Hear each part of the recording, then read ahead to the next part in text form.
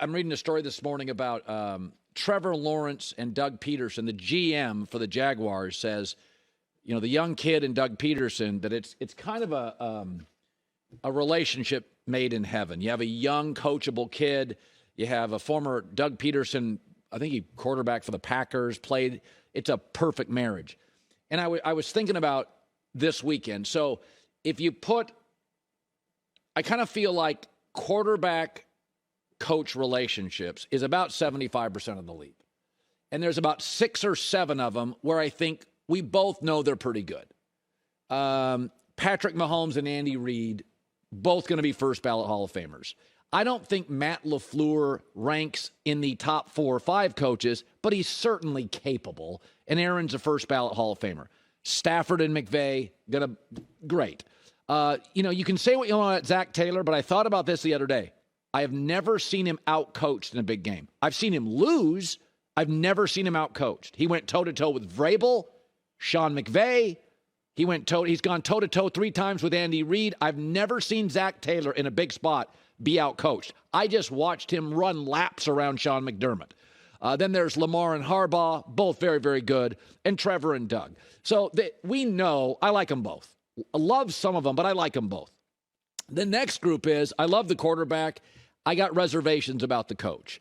That's a small group. Josh Allen and Sean McDermott. I think McDermott's rigid. I don't think he's developed an O-line, a run game, or an offensive identity in 6 years. And Brandon Staley, I think, is smart. But again, they were an awful second-half offense this year. How? Mike Williams, Keenan Allen, Austin Eckler, good O-line most of the time when it's healthy. They were terrible second half.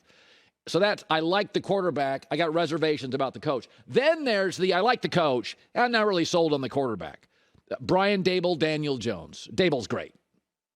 I think Mike McDaniel's brilliant, but Tua can't stay healthy, and I think reasonable people can admit that's a concern. He's struggling to stay healthy, college pro. Kyle Shanahan and Brock Purdy. I think Brock Purdy this weekend is going to get undressed a little bit. We're going to see some limitations. Tomlin, Kenny Pickett. Tomlin is going to be a Hall of Fame worthy candidate. I think Kenny doesn't have a lot of juice. The fact that Tomlin never had a losing season, he's had some quarterback injuries and some drama and mayhem. Pete Carroll and Geno Smith. Pete's won with a lot of players, college and pro. Geno Smith's won with one guy, Pete Carroll, for a single year.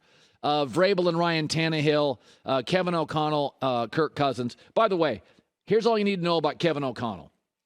That team was 11-0 in one-score games. That's insane. That doesn't happen ever. So it's like them both, about 6. Like the quarterback a lot, coach at 2. And then about 7, 8, really like the coach. Reservations about the quarterback. So who's missing from there? Nick Sirianni and Jalen Hurts. So right now, I really like the quarterback, and I think Sirianni's good. But here's my reservation, is that last year they got to the playoffs, it was bad. And this year they beat the Giants off a bye.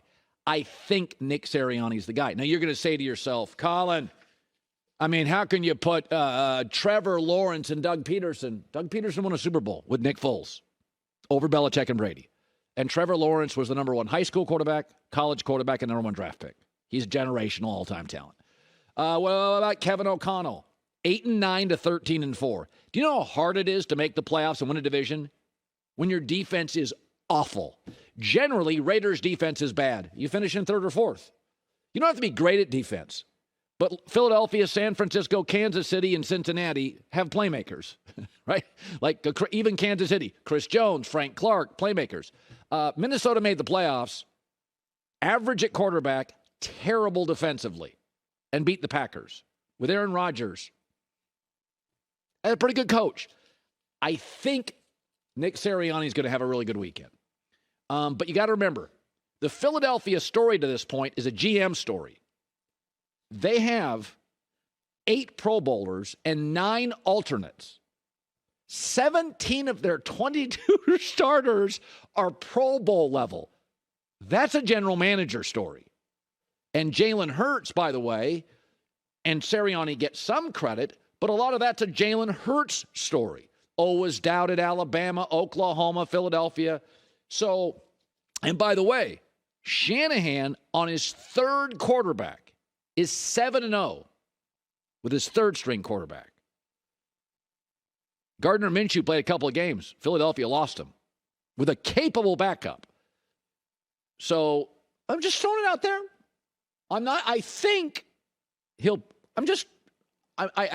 This weekend mattered, not to Jalen Hurts. I know he can play. I've seen a lot of Jalen Hurts. The minute he didn't play, they can't win. I want to see this weekend Nick Sirianni against Kyle Shanahan. Chess match. I want to see. I'm not saying he's not capable. I want to see. Word just came down, Tom Pelissero and Adam Schefter, the Panthers hiring Frank Reich as head coach. I think that's a great hire. I love Frank. So that's a very good, A, they got the right side of the ball. B, sometimes in business, you have to take advantage of other people's mistakes. Jim Irsay's mistake, David Tepper, the owner, is going to take advantage of it. So that's a very strong hire. They're also very good defensively. So that's not Frank's side of the ball, but he inherits a very weak division, a very wealthy owner, an excellent front seven defensively with some young, talented corners. He's got a couple weapons. You got the coach. Now just go get a quarterback. Derek Carr, Jimmy Garoppolo. That's a good hire. Carolina also has the 9th pick in the draft. They're going to have free agent money to spend. I think that's a great hire, Frank Reich. Smart move. That's a really, really good hire. Yeah, I mean, we said that this year. Carolina's one of those teams that you're like, oh, they just need a quarterback. Yeah. Like the roster's fine. And the division gets very weak once when Tom Brady is out of there. It's basically New Orleans. Let's be honest. I'm Derek Carr. That's incredibly attractive to me. I get a defense. I've never had a defense with the Raiders. Also, they got DJ Moore. Now, wait, you just talked about moving your family, uprooting. That's tough. Carr, mostly a West Coast guy his entire life. You know, I hear Charlotte's lovely in the fall. It's a nice city. Seriously. It's a nice city. Yeah. And it's a weak. I mean, that division, if Brady retires, that is the worst quarterback division, arguably, ever. It's terrible. Like Desmond Ridder, Andy Dalton, Derek Carr, and, you know. No, I'm not even counting Derek Carr. Who's the guy in Tampa? Is it, you said Trask? He might be the starter in Tampa? That is a very good hire. Yeah. Frank Reich, got a defense, get me a quarterback, 9th pick. By the way, the 9th pick, so mock draft, prime example. So Houston's going to take a quarterback for sure. The Colts are going to take a quarterback.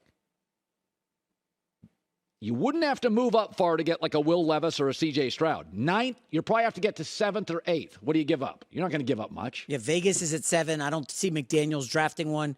8, Atlanta. They just took Ridder. They seem to like what they saw. Just move over him.